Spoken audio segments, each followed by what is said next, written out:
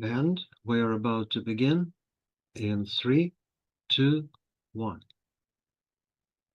Hello, everyone. Thanks for joining us today. I'm Didi Lageson, Executive Secretary for the Committee on the Present Danger, China.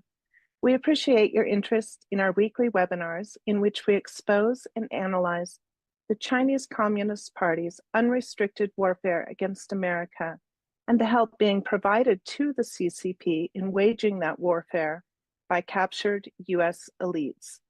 We encourage you to visit presentdangerchina.org for information on new programs, access to videos of our past webinars, and tons of other very valuable content. Please subscribe to our Substack at presentdangerchina.substack.com and follow us on X at CPDChina for updates and news. For today's webinar, select the Q&A from your navigation bar to make comments or ask questions and open up the chat for important links that we will share. Our moderator today is Frank Gaffney. Frank is president for the Institute for the American Future, vice chair for the Committee on the Present Danger China, and host of Securing America on Real America's Voice. Frank, let's get started in 3, 2, 1. Didi. Welcome, everyone, to this edition of our weekly webinar series sponsored by the Committee on the Present Danger China to address a topic that is not exactly top of mind for most of us. It may be top of the world, and it is fortunately very much on the mind of President Donald Trump. And as a result, it would seem be pretty much at the top of the national security agenda of the United States. We're going to be talking about the Arctic and specifically the national security threats that are emerging from it as the ice recedes. There is a growing use being made of those waters for a northern transit route and for the installation of military bases and commercial operations, and of course the transit ships both on the surface and below the surface, all of which can have very profound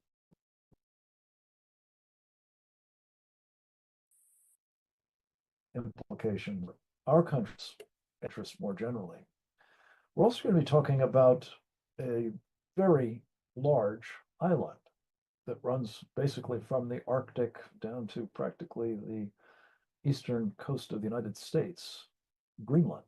And there has been a lot of talk lately since essentially Donald Trump brought it up, I believe, during the campaign and certainly after his election, as a very, very concerning problem, as we have learned, arising from the Chinese and Russian efforts to insinuate themselves into that very, very sparsely populated but vast landmass, especially with its abundance of natural resources and the prospect of being able to exploit them, again, perhaps to the detriment of this country's economic as well as national security interests, but also to project power from it in ways that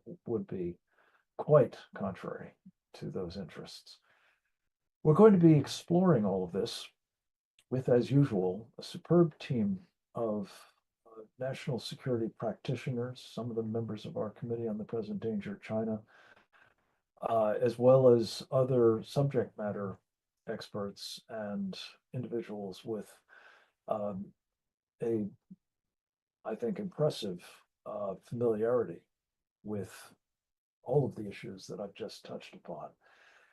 We're going to begin our conversation, as we often do, with a kind of intelligence brief, a short presentation by our friend Charles Sam Faddis, one of the members of our committee, also a former undercover operative of the Central Intelligence Agency, former Army officer, an assistant attorney general in Washington State for a time, as well as a very active contributor to the public policy debate in his columns and commentaries and analyses, prominently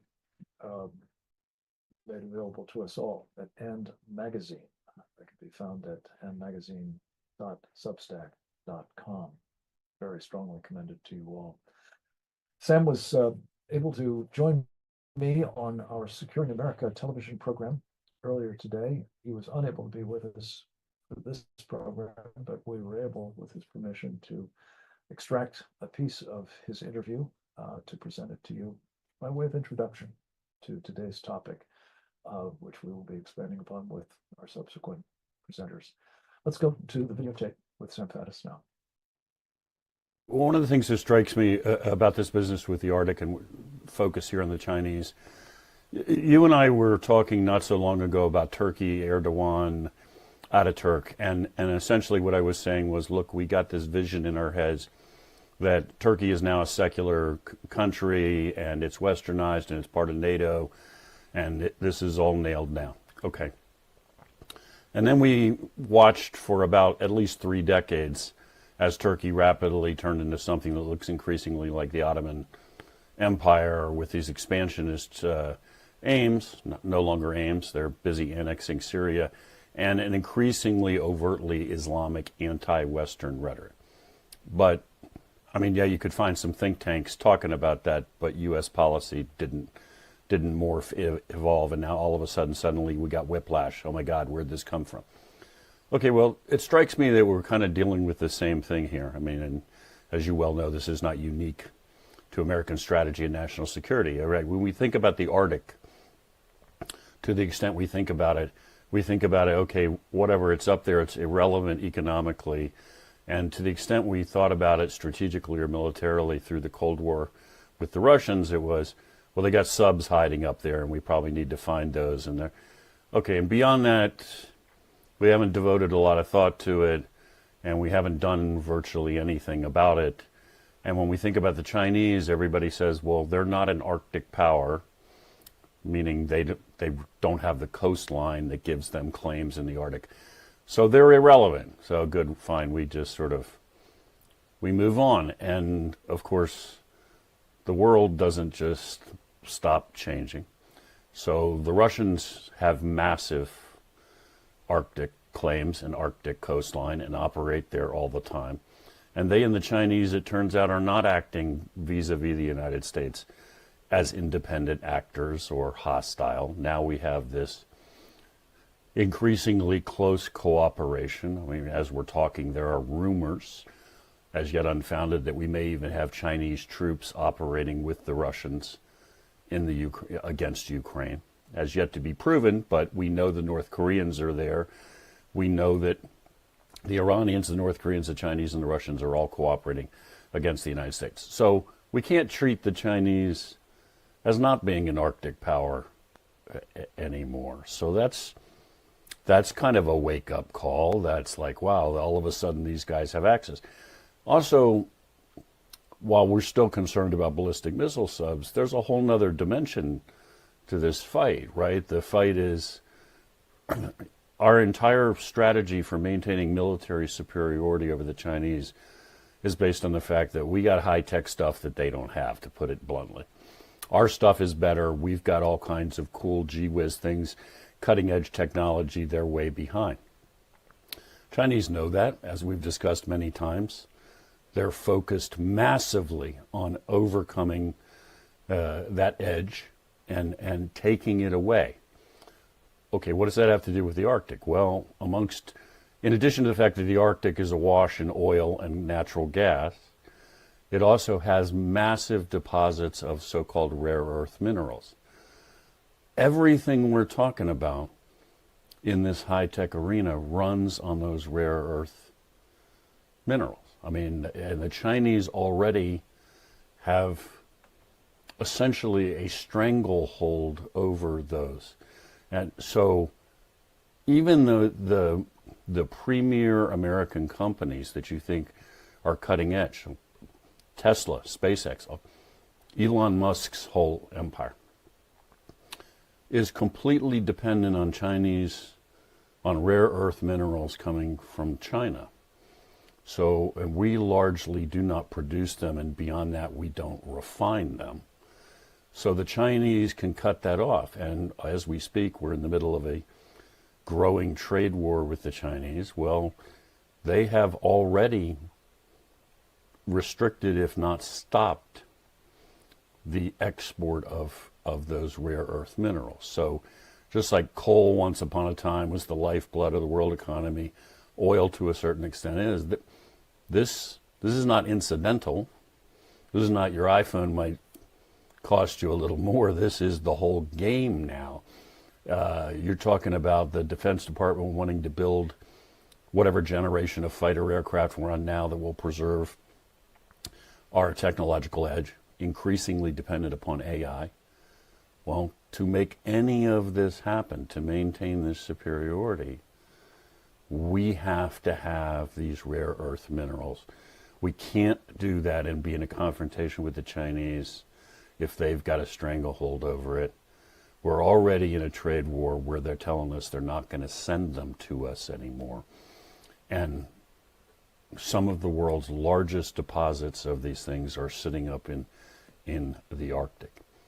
And we are nowhere close to being ready to access them, defend them, control them. As an example, you're talking about Chinese, Russian access to the Arctic working together. The U.S., I believe, has a grand total of 3 operational icebreakers. The Russians have 53. So we are way, way, way behind on this, and it's critical.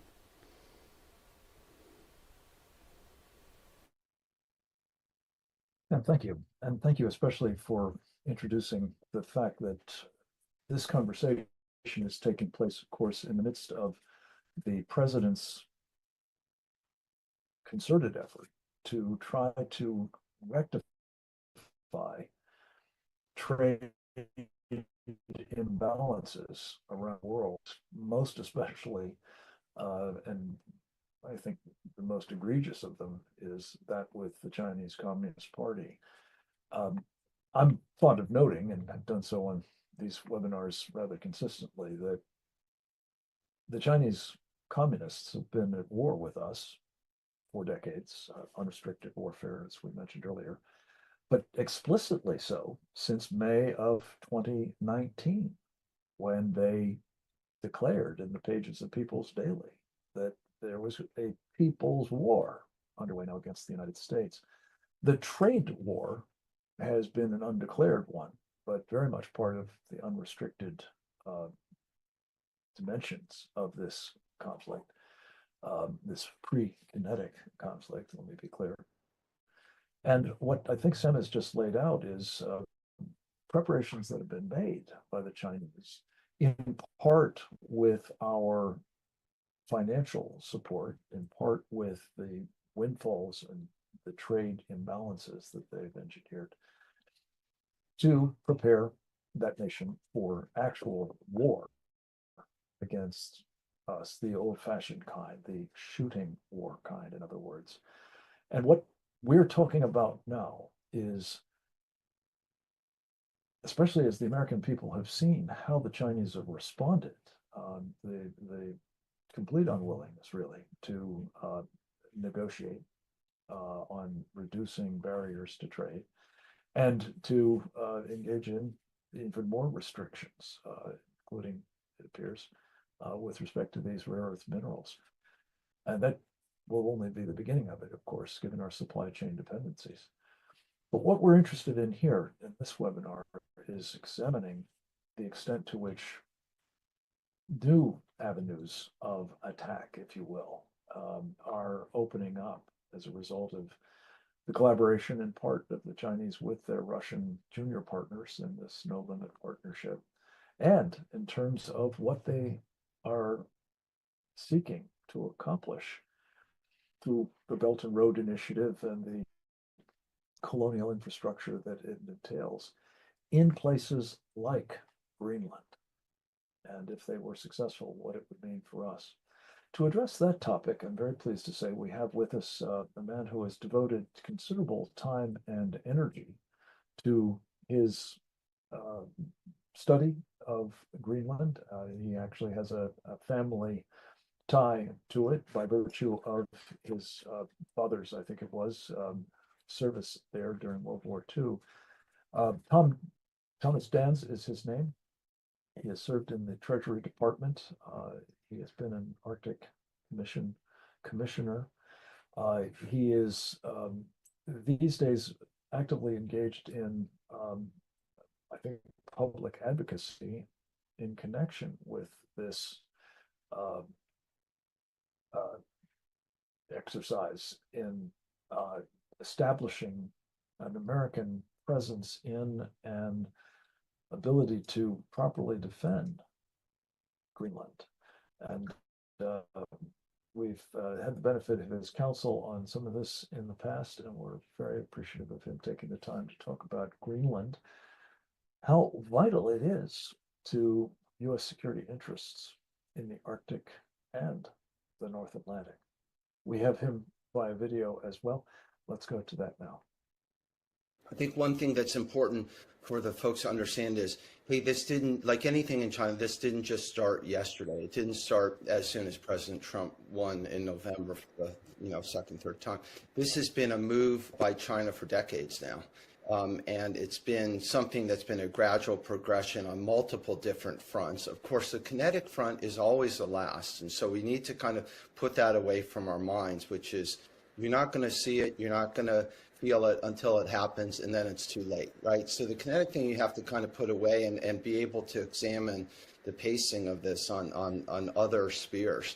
One of the key things, China is not just focused on the Arctic, they are focused on the poles, because this goes back to the whole philosophy of anything that isn't tied down or claimed elsewhere, they want an equal or greater cut of themselves. That's from the very center of the Earth to the very heights of the universe, right? So they're focused on that. And so you're seeing this both in Antarctica as well as the Arctic, right? So that's a point to make.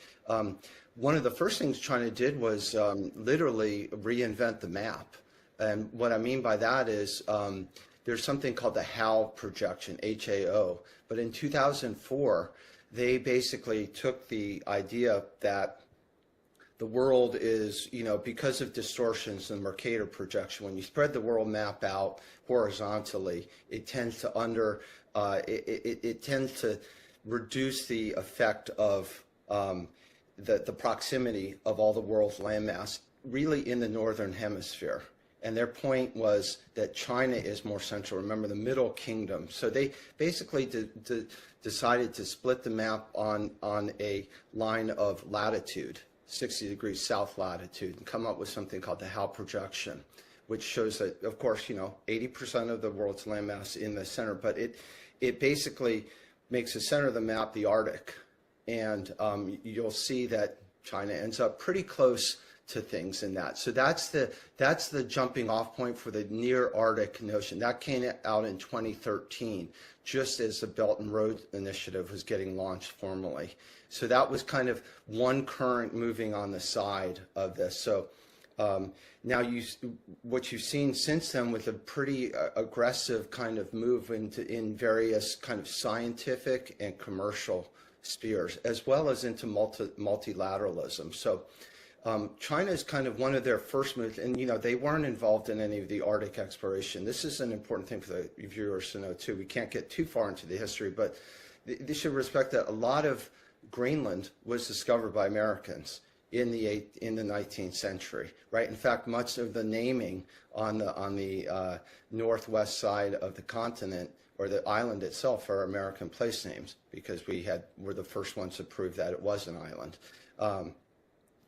China got there late in the picture, but what they did was, if people remember the financial crisis in 2008 in Iceland, they were very quick to the aid of Iceland, and flowing out of that, Iceland became the original champion for China into the Arctic, and arguing for them to have something called permanent observer status in the multilateral body that really focuses on, that's the Arctic Council that focuses on Arctic issues. So China got into became an Arctic kind of stakeholder, if you will, back in 2014, and they've advanced since then. Now, fishing and seafood is a tremendous kind of vector that they've worked in, and it's not, like I say, it's not just Greenland. You can't divorce the move in Greenland away from the rest of the Arctic. So China's been on the march in Iceland way before Greenland.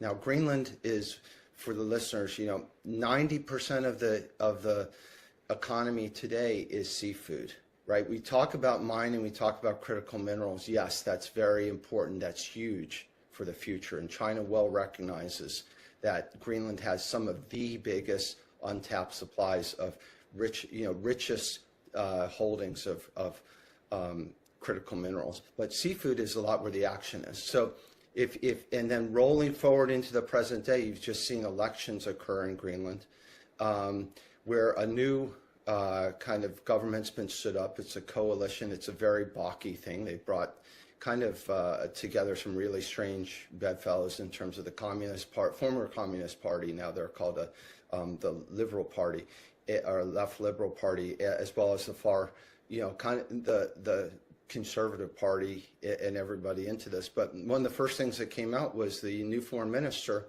saying we'd like to increase our trading activity with China. We see that as a priority. We need to look east, not west. And in fact, just as the tariffs go up to 125% today from the US and China, Greenland's now talking the opposite direction. They want a free trade agreement with China. So you have to see that you've got a very kind of strange dynamic happening here, where there's an island which basically the United States, again, remember, Denmark, this is a colony of Denmark that was a colony until World War II, until April 9th of 1940. That's when really the history of of Greenland rather, changed dramatically. That's when the Danes basically abandoned Greenland. They fell to the Nazis within 2.5 or 3 hours, depending on how you want to measure it. And that's when the United States moved in. And Greenland actually became a part of the United States there in 1941.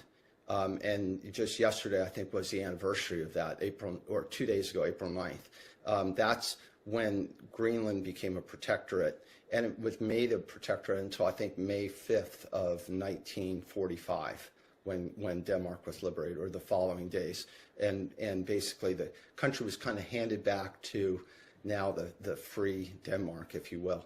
But that's an important part to realize, because hundreds, if not thousands, of Americans died defending Greenland. So we have tried to bring this up into consciousness, and you saw that very effectively with the Vice President's visit there a few weeks ago.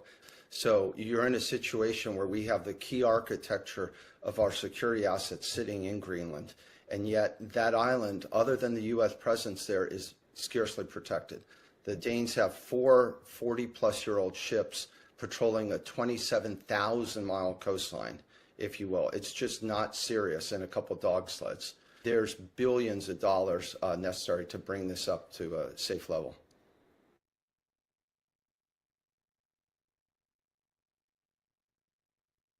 Do I have run out of video for John a little before I think he was finished, but I think you've got the gist of his message. We're dealing with a huge landmass, replete with abundant resources and a geostrategic location of enormous consequence. And what I think prompted us to make it a protectorate in World War II is very much what's operating at the moment, as the threats are, if anything, vastly greater to Greenland and to us from that quarter, arising from the Russians as well as the Chinese operations in the region. We're going to turn next to a woman who steeped herself in understanding this particular problem as a result of her time serving as the U.S. ambassador to Denmark, which actually also entailed her representing our interests with respect to Greenland and the Faroe Islands. Her name is Ambassador Carla Sands. She has been, in addition to a U.S. ambassador, a chairman and CEO of a private venture and real estate company, and is now the vice chair of the Energy and Environment group at the America First Policy Institute. We caught up with her on our television show as well earlier in the day, and we were able to give you highlights of what she told me on that occasion about why Denmark is simply incapable, building on the point that has just been made by Tom Dans, simply incapable of securing Greenland, and why it is vital to the American interests to be helping do that in the immediate future.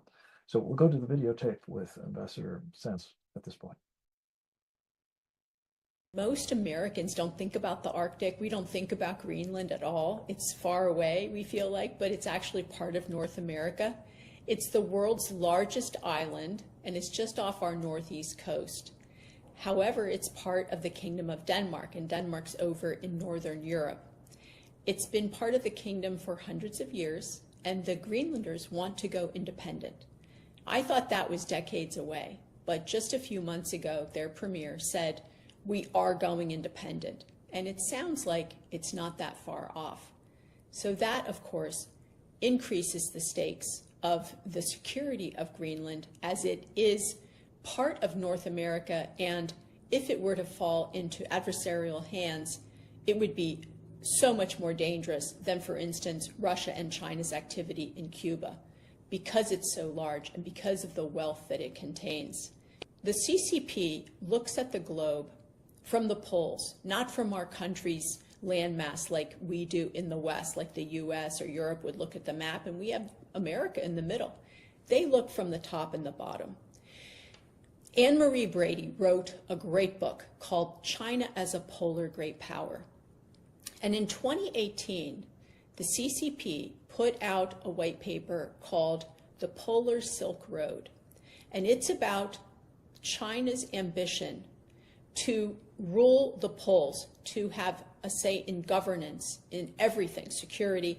And they say that they are entitled to 40% of all the wealth under the sea and under the ground in the poles. They called themselves in this paper a near polar nation. There's no such thing. You're either a polar country or you aren't. And the United States is one of the polar countries. Russia has the biggest polar land mass. They have about at least half of the polar land mass if you look at the map from the North Pole. We have Canada, the US state of Alaska, and then countries like Norway and Sweden.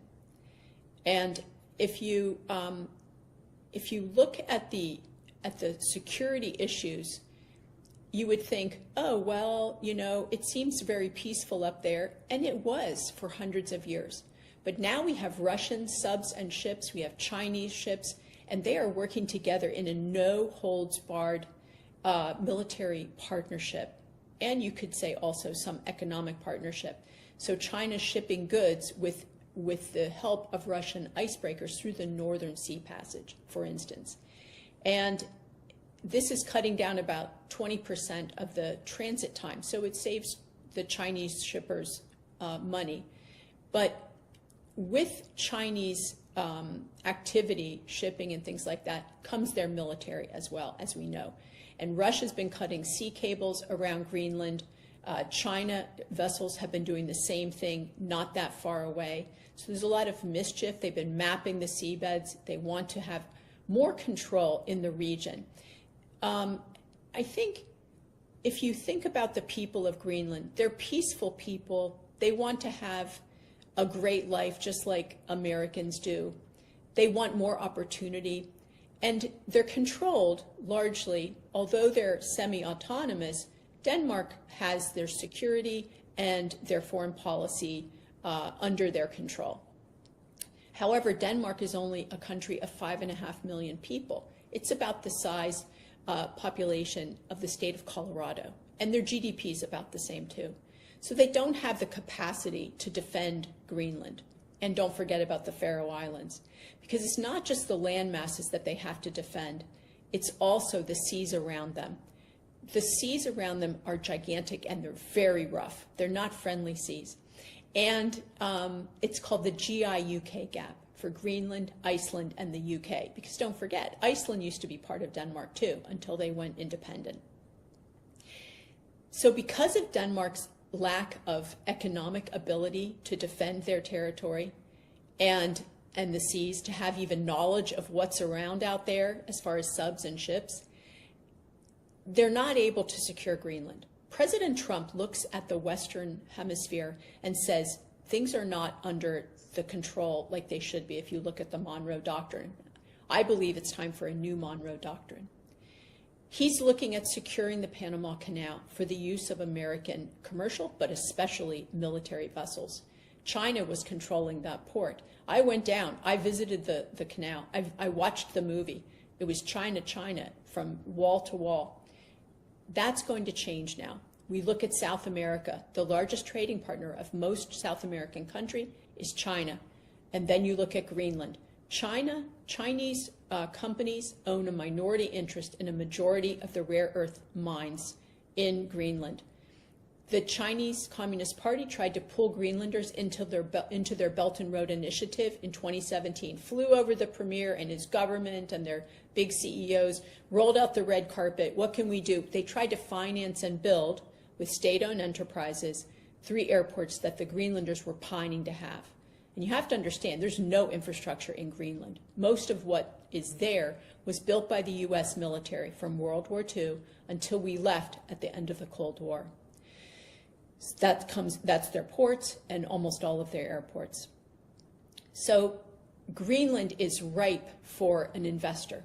And President Trump is the kind of guy that can get a deal done. He hasn't offered a deal yet, but the Danish government is terrified that the United States will supplant them in the relationship with Greenland. They want Greenland to be part of the kingdom. It makes them a big power. However, Greenlanders are going independent. The Danish government is not listening to the Greenlanders. They're going independent. That's happening. It's just a matter of time. So the Danes have tried to poison the Greenlanders' minds about the United States, our intentions, about President Trump, through their press, through polls that they did from Denmark, through propaganda. They've made a law now that only people in the kingdom can propagandize the Greenlanders. Okay. So there's all kinds of machinations happening, and the Danish government is furious. Now, I heard a rumor that Canada and the EU are going to team up to fight against Trump and his intentions in Greenland, to come to the aid of Greenland, that it's going to be Canada and the EU. So let's see what unravels. I learned that in Europe not that long ago. So I think that the Danish Prime Minister went to Europe, went all over looking for support, and this is probably what they cooked up. So let's see what happens, because we know they can't defend anything without the U.S., certainly not against the CCP. And let's not forget, it's not like the CCP would land boats on the shore. It's all about economic coercion, about propaganda, about all of the gray zone war that the CCP wages. President Trump is aware of this. So it's about development in Greenland, which the U.S. government can backstop American companies with Exim Bank and Development Finance Corporation to help companies have the confidence that they can invest in a really difficult place, because it's a tough environment in Greenland. It's only 57,000 people there.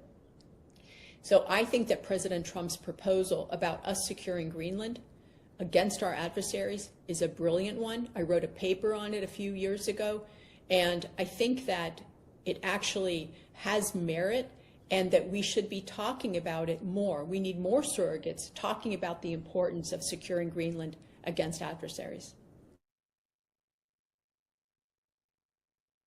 Well, we're a little short, but the point I think that was being made there is precisely the point of this webinar, which is we want more people to be aware of the critical issues associated with the status of Greenland and more generally the Arctic, and to become advocates for the American presence in and defensive capabilities being brought to bear on behalf of people who do not want to be enslaved by the Chinese communists or the Russians, or worse yet, a combination of the two. We're going to hear finally from a man who has studied closely both the Russians and the Chinese, and notably their so-called no limits partnership. How they are conducting themselves, often now jointly in military exercises and collaborations of other kinds, and how both the Russians and the Chinese have designs clearly on the Arctic, that Northwest Passage, the surrounding areas, and who certainly understand the strategic importance to the United States of both Greenland and this so-called GI-UK gap, this Greenland, Iceland, United Kingdom gap, through which vessels, particularly from Russia now, former Soviet Union, must move in order to get into the southern reaches of the Atlantic, all of which has been demonstrated during World War II, notably, as of vital importance in the event there is any kind of conflict which we are engaged.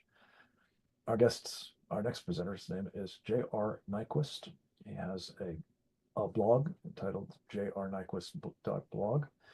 He is the author of a number of books, including Origins of the Fourth World War and the Coming Wars of Mass Destruction.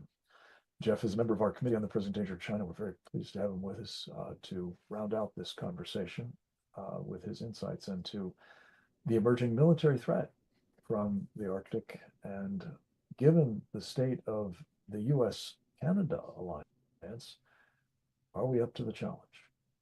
Jeff, it's great to have you with us. The floor is yours, sir. Thanks for having me, Frank. The strategic nature of the Arctic Basin, I'll start with geography. Because the world's a sphere, the shortest Chinese air route for European air traffic is through the Arctic. The Northwest Passage, if it can become effective, is shorter than the Panama Canal, which could be cut, of course, by the Americans. The main approach route for Chinese and Russian bombers into the USA is through the Arctic. Presently, Chinese bombers are based in Russia now, Chinese strategic bombers. I learned this when I was at the Arctic conference in Canada there in September. The main direction for missile strikes crosses the Arctic region, and one of the main transit routes for submarines is the Arctic. Second factor in what's going on up there is that we often look at a map and we don't see the North, we see the other fronts. But the Arctic is a front because of this geography. And NORAD, the North American Air Defense Command, which is a joint American-Canadian command, I had the opportunity to meet the recent commanders of that command, Canadian and American. And what they told me was that they only have 40 ABM interceptors at present. They have only 24 fighters for interception. The basing infrastructure in the Arctic far north, in Canada in particular, what used to be a line of bases, has largely been abandoned, and the infrastructure has not been kept up. Russian and Chinese forces are training for paradrops in the Arctic, suggesting they're in a position to seize those bases.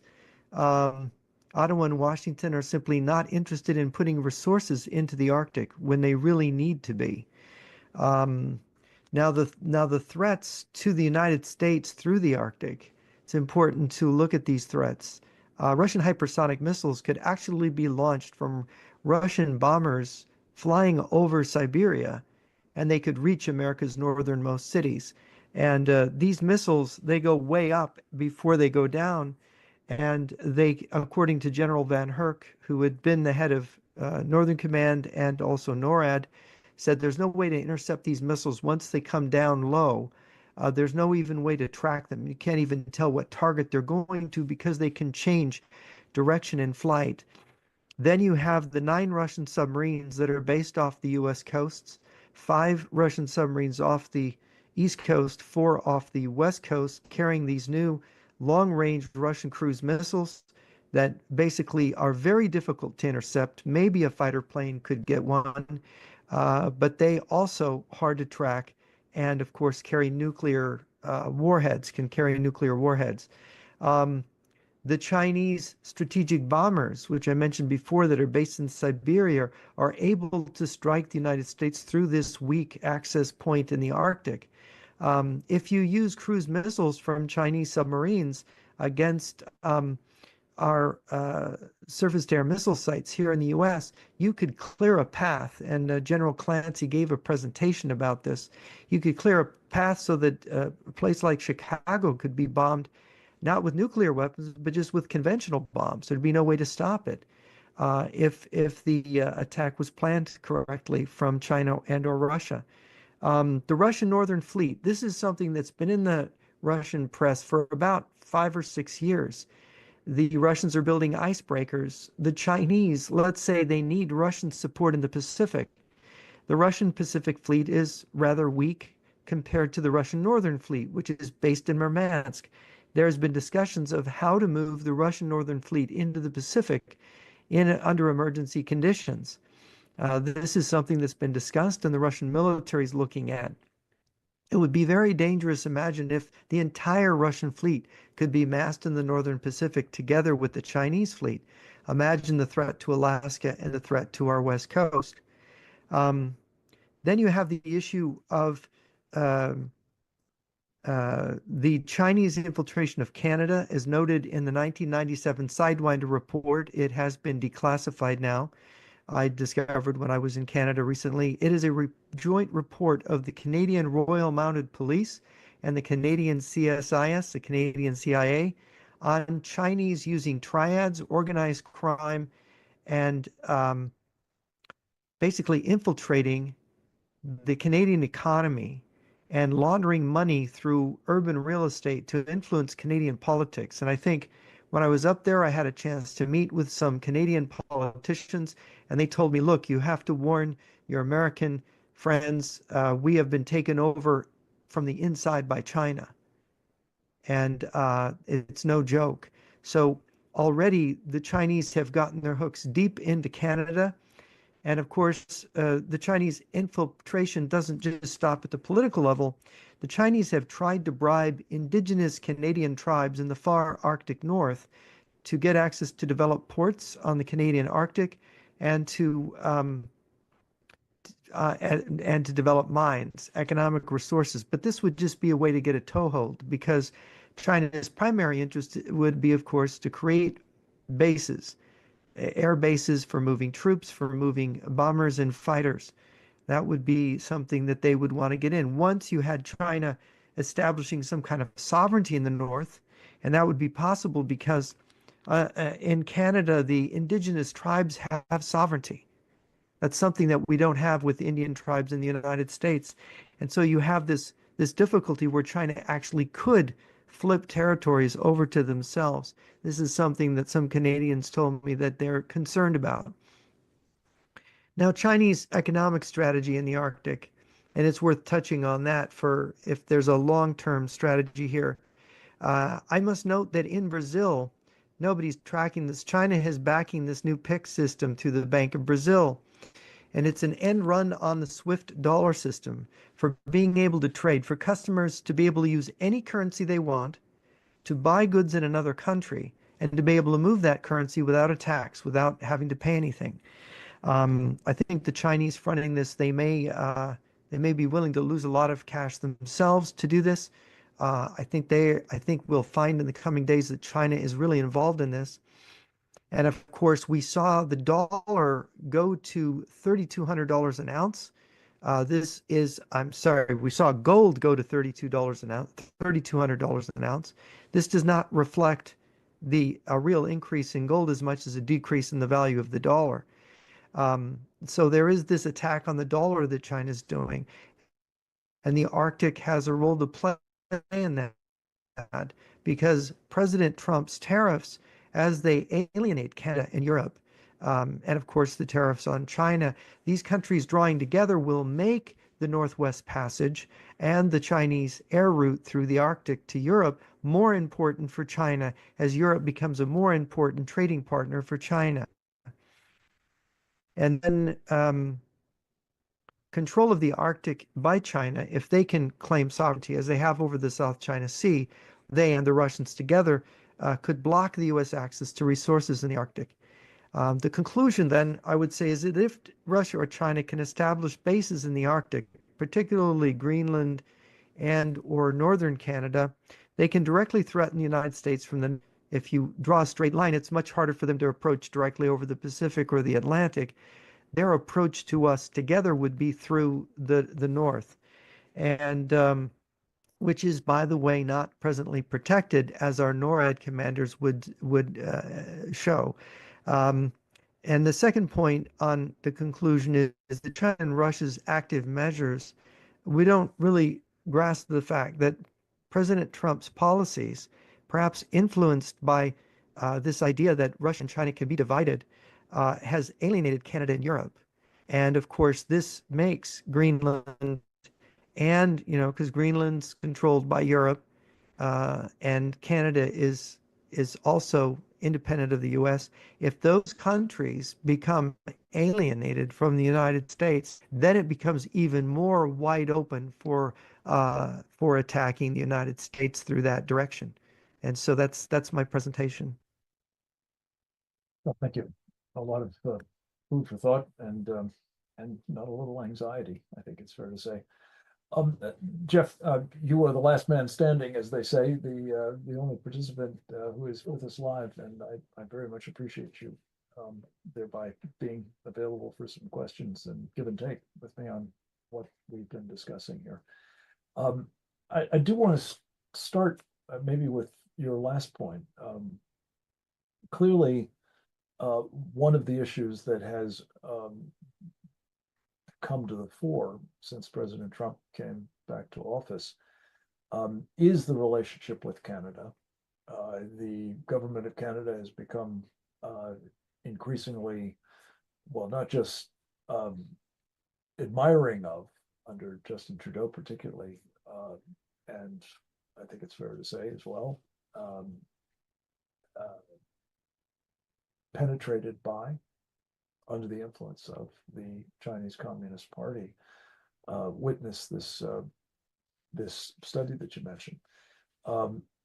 What I'm interested in is your thought, as we've seen issues arising over tariffs, in particular in Canada, whether and an imminent election there, by the way, as well, whether you anticipate that what you've warned could happen is in the process of happening, more enduring alienation of the Canadians from this relationship. You talked about NORAD, for example, as an important part of our defense establishment in partnership with that of Canada. Walk us through that, if you will. It would be a catastrophe if Canada pulled out of NORAD, and of course there has been discussions of this in Canada. I've talked to some of my Canadian friends since the Arctic conference in September. Everybody during that conference, everybody expected that the elections that were going to happen this year, they didn't know when, they expected the Conservatives to win. They did not expect the Liberals to be ahead. But unfortunately, because of the tariffs, because of Trump's jokes about, well, they're not really jokes, about annexing Canada, it has damaged the conservatives in Canada who have had to go against Trump so as not to appear unpatriotic. Of course, we haven't seen the stirring of Canadian patriotism until this moment. We've seen quite a stirring of it. If you've watched a hockey game recently, you'll see they're not very happy. Canadians are not happy with us. This is a very bad situation because it gives an opportunity to the Chinese who have been really preparing their positions in Canada. And it's paralyzed the Canadian conservatives. I spoke to a Canadian politician here a couple of weeks ago who told me that he does not expect the conservatives to win the election. And this is very bad because the liberals are very much in bed with China in Canada. Under the prospective new premier, as well Carney, as, yes. of course, the previous one. Yeah. So the idea that Canada and Europe might join forces in a kind of anti-American mode, not necessarily, you know, a direct threat, certainly the military kind, but to, as I think was said by several of our presenters, you know, sort of diminish the likelihood that the United States is able to secure Greenland as it should and arguably must be. Do you see that as a kind of new partnership that could compound not only the degree of penetration by the Chinese, but also the antipathy these allies, putative allies, at least of the United States, might exhibit towards this country? Yeah, I think there is a kind of disconnect. People have to be careful about being ideological or making ideological judgments about Europe and Canada from the American point of view. You could say that Europe especially is quite social democratic compared to the United States. And this has been used by certain people on the right to say that Europe is communist even. It's not true. The Social Democrats in Europe believe in freedom, perhaps not as perfect a freedom as Americans like, but they would stand very much against any dictator or any enemy that threatens freedom. And that makes them natural allies of ours. And we have to not forget this. The China and Russia have this partnership. They call it an unlimited partnership, primarily because they share a similar social system. They're autocratic, they're totalitarian, they're imperialist. They have ambitions to control other people's land. And they realize that the liberal system, so-called in the West, is for rule of law. You don't go seizing people's land. You don't claim that waterways belong to you and nobody's allowed to traffic them. There's a certain, order that was established after World War II, and the United States was the guarantor of that order. If the United States no longer guarantees that order and suddenly reneges on this and suddenly actually tries to annex the territory of NATO countries, Greenland is a NATO ally, a territory of a NATO ally. Canada is the territory of a NATO ally. I am dumbfounded that Vice President Vance would say that America will respect the sovereignty of Greenland when he's standing on Danish territory advocating its transfer to the United States. I mean, this is not something you do to allies. I don't know if you've seen the Canadian Foreign Minister, Jolie, talk about how she had to explain to Canadians. I mean, she had to explain to European foreign ministers that basically Trump wasn't joking. This Canadian politician I spoke to the other day said that these tariffs are going to crush Canada. Now Trump has put a pause on the tariffs, if I understand what happened yesterday correctly, and that's a good thing. But the way that a third of Canada's economy is wedded to trade with the U.S., if you raise these tariffs, you will destroy the Canadian economy. You'll just completely destroy it. And yeah, you might have Canada on its knees so that they would be annexed. But that's aggression.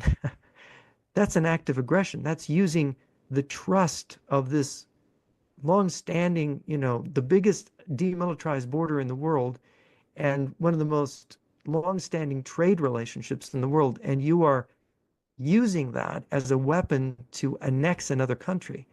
I mean, this is why Canadians are so enraged. And I just hope that we can understand that we need, with Russia and China being united, I think it was Andrei Illarionov who called it a kindergarten psychology to think we could divide China from Russia in a recent talk he gave. And it is a kindergarten psychology. We're being divided from our allies. We have to stay united with what we have, not divide us from our allies thinking we can divide our enemies. Yep, thank you. This is a moment when obviously there is a heightened awareness, I think, beginning to set in on the part of the American security establishment that some of these alliances are under strain at the minimum. And the Chinese in particular, to some extent the Russians as well, have been filling vacuums of power. Jeff, say a little bit more about the extent to which this is translating into collaboration of a very military character between the Russians and the Chinese. But we've seen them engaged in exercises as far away from each of those countries as South Africa, with the Iranians, no less, naval exercises. But give us a sense of what is taking place with aerial penetrations of our air defense identification zone, and more generally the strategic nuclear exercises that now, I guess, with some regularity, involve the forces of both countries.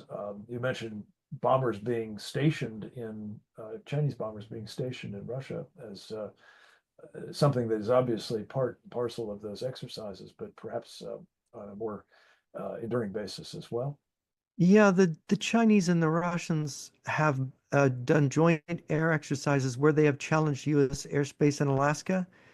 They have approached to Alaska. They've done this to Japan as well with both aircraft and ships, and to South Korea. So all of the North Pacific and Arctic positions have been challenged by joint forces, naval and air forces. When the Russians had a major exercise in the North Pacific, it was 2021, I think it was July. It was not known at the time, but found out later that Chinese submarines were part of that exercise. So that was a joint exercise, and it wasn't that far from Hawaii. The Russians have even done exercises where their strategic bombers have become involved in exercises that Taiwan has had. China has had regarding Taiwan. We forget that Russia has a Far Eastern position with Far Eastern troops, air units, and naval forces, and that these, combined with North Korea and China, is the point in the North Pacific where all three of these forces can work together. It is interesting that North Korean delegations, and we recently had Sergei Shoigu visiting North Korea here within the last couple of weeks. He went to Pyongyang with quite a considerable entourage. We have Chinese and North Korean military personnel landing in Novosibirsk. Goodness knows there's some kind of planning or a joint working together of the North Korean, Chinese, and Russian militaries. And of course, if these three militaries are working together, this is a triple threat against the United States position in the Pacific and also in the Arctic. Because really the shortest distance between China and the United States is, well, it's to Alaska, right? That's the closest American position to China is Alaska, the closest American territory. And so we have to realize these exercises on Taiwan, yes, they want to blockade Taiwan, but it's very interesting that China would build like the Type 71 amphibious transport. It can reach in one fuel load, it can reach certain positions on the West Coast in one trip. Why, if Taiwan is the main interest, that they're making transports and assault ships that have such range to them? And of course, there's Chinese sources saying that they want to go beyond the second island chain. And we've seen their activities in the Solomon Islands and elsewhere. So the Arctic approach in Alaska, I mean, already the Russians have said that they own Alaska, that they only loaned it to us. And that it was more than 25, it was about 25 years ago that the Russian Liberal Democratic Party passed a bill in the Duma on how they would govern Alaska when they get it back. So this is not, and they've got big billboards in Russia saying, you know, Alaska is ours. This is not a joke, but this is not to be unexpected. The Russian defector, GRU defector, Stanislav Lunev, before he defected in March of '92, because he spoke Mandarin, he was part of these groups that were negotiating with China on their future war plans.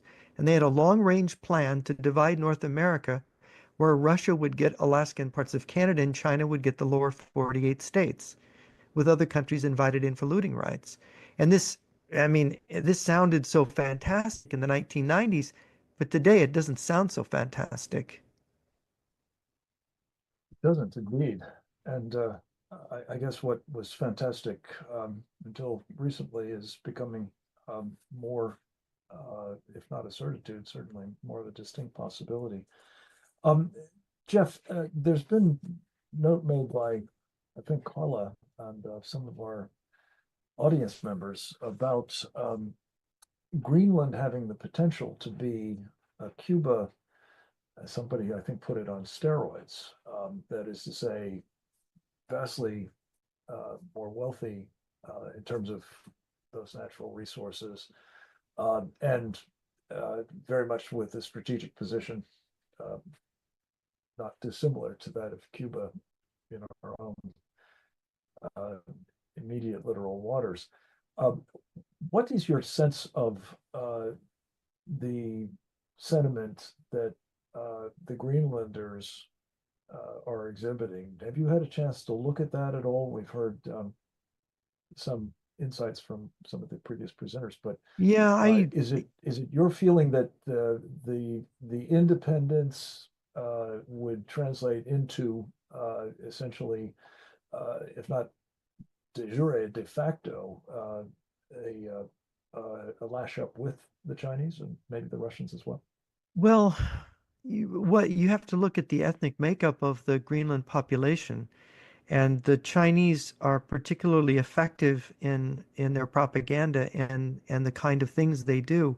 Also, the Russians, you've got, if you look at Dugin, you know, hundreds of Telegram groups appealing to different ethnic groupings with uniquely. Tell us who Dugin is again, please, Jeff. Alexander Dugin is the Russian philosopher, but was recruited by the KGB in the 1980s to cultivate right-wing ideologies, to appeal to conservatives, religious conservatives, in different nations, whether it's Islamic conservatives, Hindu, Buddhist, Christian, Catholic, you know, whatever kind of conservative it is, and to have this kind of perennialist outreach to all the groups and say, look, it's liberalism, it's America, it's Atlanticism, right? It's the Anglo-Saxons. They're the enemy of all religious belief. They're where all the atheism is coming from, blah, blah, blah. Of course, it's funny for the KGB to be pushing this, but liberation theology is too obvious, and you can't win over the really conservative people. And so what they want to do is I talked to an expert from Africa saying there's these Telegram channels all over Africa. They're training up young people. They're trying to capture conservative elites in Africa. Same thing in South America. I've talked to people in Brazil about this. It's definitely happening. And you can very well expect that the Chinese have been active, and the Russians, by the way, Dugin has offices in China, so he's not just doing this for Russia. You can bet that they're having an influence on the indigenous people of Greenland.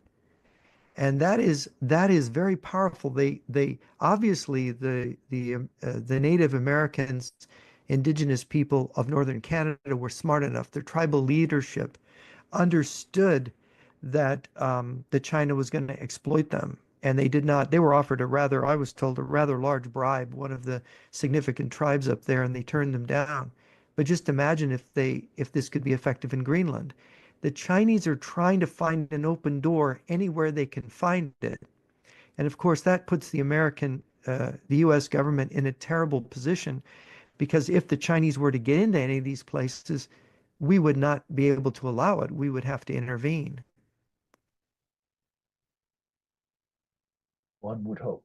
I think in the environment we're in, who knows, but I think it is clearly something that is top of mind for President Trump. Jeff, to the extent that NORAD is woefully ill-equipped to contend with these various challenges, reference was made, I think, by Sam to the disparity between the number of icebreakers, for example, that the Russians have.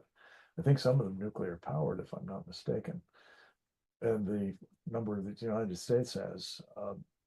It's just one example, but some of the statistics you gave us about the aircraft dedicated to, protecting Canadian and U.S. airspace, the number of missile defense interceptors that we've deployed, it suggests that we are wildly outgunned. As a sort of serious strategic analyst, what are the prospects of there being a turnaround in this particular arena? There's a lot of talk about the Western Pacific, for example, and being able to deter aggression by China there. But what is the likelihood we're going to see serious resources being invested in trying to do something about this much closer to home theater? Well, without having to invest resources, the Canadians possess some technology that we don't have in the naval sphere that could be very useful if we could just get together with them and get some American money behind it. We could really be much more effective against these Russian and Chinese submarines, and that would cut down the threat, because really it's these new cruise missiles that are on the submarines that are really a serious threat. And of course, we need more money put into this, into our nuclear deterrent and into our basic defensive infrastructure. We need to increase the number of fighter wings. I mean, 24 fighters is not even a fighter wing. I mean, a fighter wing is 4 times that number. So we used to have, I mean, what General Van Herk told me, and it was my understanding, we used to have 1,000 planes, 1,000 of fighters defending North American airspace. That's a really sad thing that we're down to such low numbers. And of course, that means a commitment to resources, that we have to put resources back into our military. Well, this is a fairly obvious conclusion from this program, as well as I think many of our previous ones. I think among the most troubling things that this program has surfaced, I think Chinese penetration, not just of the Canadian government and the Greenland legislator and others, but these Indian tribes in northern Canada, seeking to, I guess, bring them into the Belt and Road Initiative in a sense, whether it's true of Canada more generally or not, or simply, I think you said, flip the territory from their ownership to that of China. It's a staggering thought that you might actually have the Chinese owning what amount to military bases on Canadian soil. There's been, concern about the Canadian government allowing them to exercise winter exercises, as I recall, Yeah, those were stopped. On Canadian Yeah. soil, but they might actually take up permanent installations is extremely concerning. Go ahead. Yeah, there's a lot of these old abandoned military bases in the far north which could be refitted, and it's something Canada needs to do, and people were discussing it. But the problem is these abandoned bases could be seized and used, and of course, with some work on them to improve them and to fix whatever's uh, however meant the airstrips may be broken up. These bases could be quickly turned around, and instead of being a defensive line, could be an offensive line against the northern parts of the United States and Canada, Canada's south.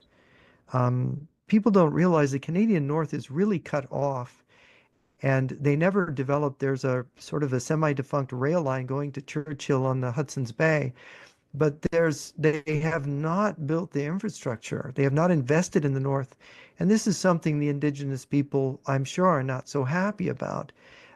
There's a lot of resources we could use.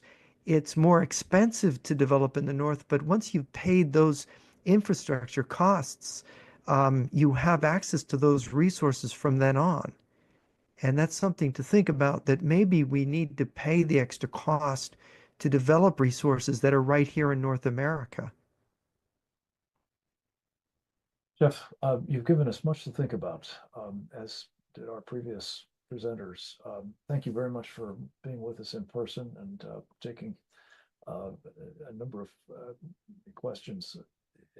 Further, I think, underscoring the basic message of this particular webinar. The Arctic. Thank you for having me.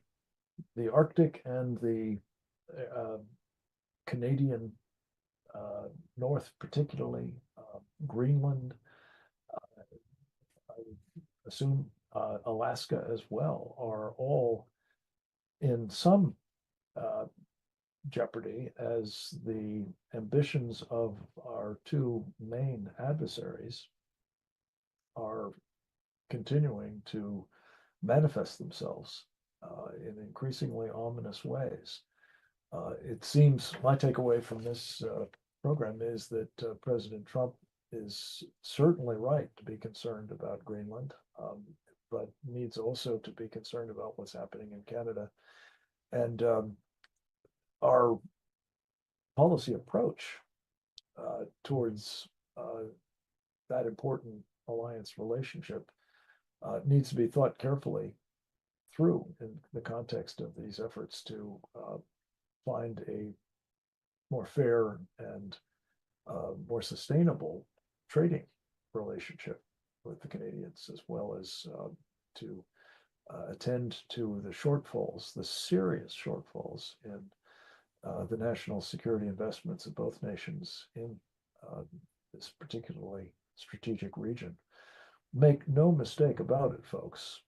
This is another axis for threatening this country, for undermining it, possibly for actually attacking it, that left in the hands of not just one, but both of these hostile powers could be extremely perilous for the American people.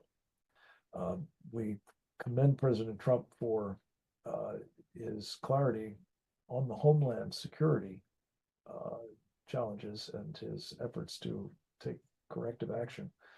They need to be redoubled, and it seems to me they need to be strongly encouraged by those of us who are in a position to help our countrymen and women understand what is on the line and do what they can to encourage their elected representatives to assist in taking the kind of corrective action that's required. With that, I think we'll pause till next week's program. Thank you all for joining us and for your help in getting this very informative and very disturbing webinar of our Committee on the Present Danger of China into the hands of people who have a need to know. And we're anxious to have them join us in future of these programs. It's a body of work that I think is extraordinary, if I do say so myself. And it is our hope that you will assist us in letting people know in your circles of influence that they're available for free. We encourage them to subscribe at presentdangerchina.org and to take action as we want to do in the Committee on the Present Danger China, not simply admire the problem, but to seek sorts of remedies that are urgently needed to secure the country we love. With that, I'll turn it back to you, Didi. God bless you all. Thank you very much for joining us. Thank you, Didi. Taking from here. Thanks, Frank. A video of this webinar will be posted to presentdangerchina.org within a day or so of the conclusion of our program. The video posts to the same web page as the registration. So just go to the site and you'll find it there under webinars. Please share this and our other programs with your elected representatives, colleagues, and other networks, and subscribe to our Substack at presentdangerchina.substack and on X at CPD China for updates. Join us again next week for another installment of our Committee on the Present Danger China webinar series on the CCP's unrestricted warfare against America and the free world, and how CCP captured elites betray the USA. Thanks for being here. Goodbye.